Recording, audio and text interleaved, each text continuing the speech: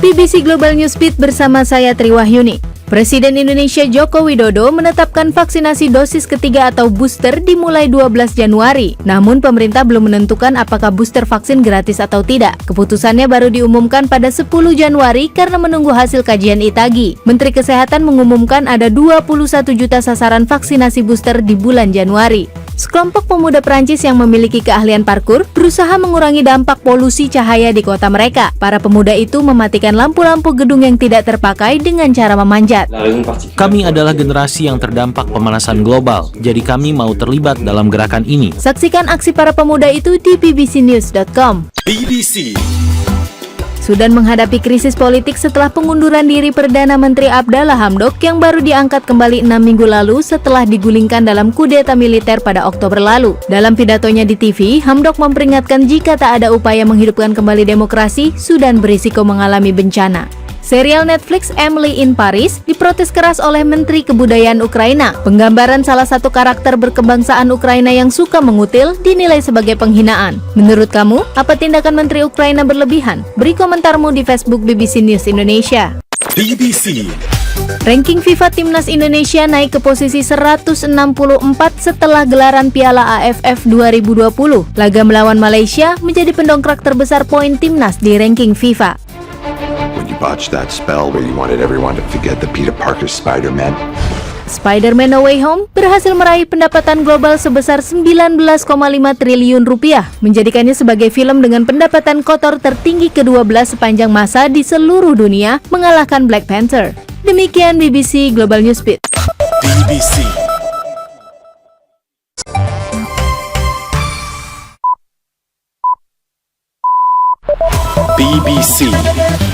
BBC Global Newsbeat bersama saya Triwahyuni. Sudan menghadapi krisis politik setelah pengunduran diri Perdana Menteri Abdallah Hamdok yang baru diangkat kembali 6 minggu lalu setelah digulingkan dalam kudeta militer pada Oktober lalu. Dalam pidatonya di TV, Hamdok memperingatkan jika tak ada upaya menghidupkan kembali demokrasi, Sudan berisiko mengalami bencana. Sekelompok pemuda Prancis yang memiliki keahlian parkur berusaha mengurangi dampak polusi cahaya di kota mereka. Para pemuda itu mematikan lampu-lampu gedung yang tidak terpakai dengan cara memanjat. Kami adalah generasi yang terdampak pemanasan global, jadi kami mau terlibat dalam gerakan ini. Saksikan aksi para pemuda itu di bbcnews.com. Presiden Indonesia Joko Widodo menetapkan vaksinasi dosis ketiga atau booster dimulai 12 Januari. Namun pemerintah belum menentukan apakah booster vaksin gratis atau tidak. Keputusannya baru diumumkan pada 10 Januari karena menunggu hasil kajian ITAGI. Menteri Kesehatan mengumumkan ada 21 juta sasaran vaksinasi booster di bulan Januari.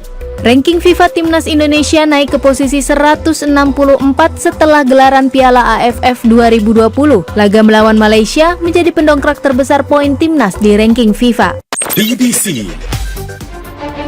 Botched that spell where you wanted everyone to forget the Peter Parker Spider-Man. Spider-Man No Way Home berhasil meraih pendapatan global sebesar 19,5 triliun rupiah, menjadikannya sebagai film dengan pendapatan kotor tertinggi ke-12 sepanjang masa di seluruh dunia, mengalahkan Black Panther.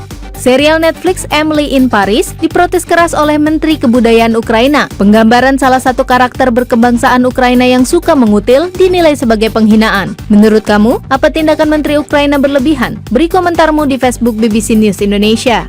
Demikian BBC Global Newsbeat.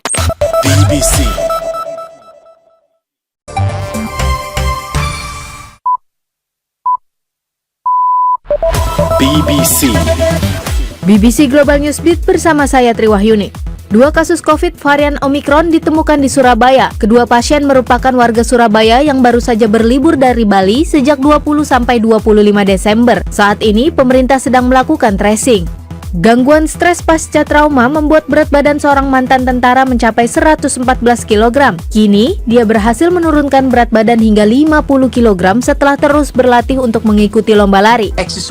Mungkin Anda tidak suka olahraga, tapi ada hal lain yang mungkin bisa jadi penyelamat Anda, seperti halnya lari yang menjadi penyelamat saya. Simak cerita selengkapnya di bbcnews.com.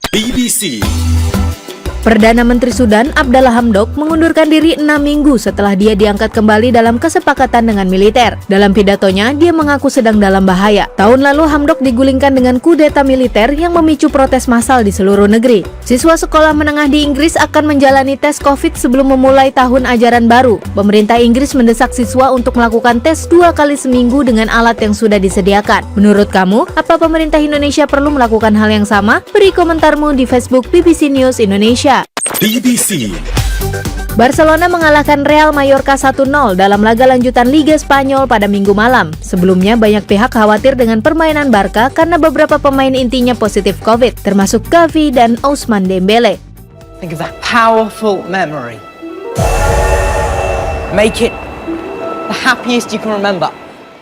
Tayangan khusus reuni para pemain film Harry Potter mengungkap banyak hal termasuk soal keraguan Emma Watson melanjutkan perannya sebagai Hermione Granger. Keraguan itu muncul di tengah diskusi pembuatan film Harry Potter and the Order of Phoenix. Saat itu, Emma Watson mengaku kesepian. Demikian BBC Global Newsbeat. BBC.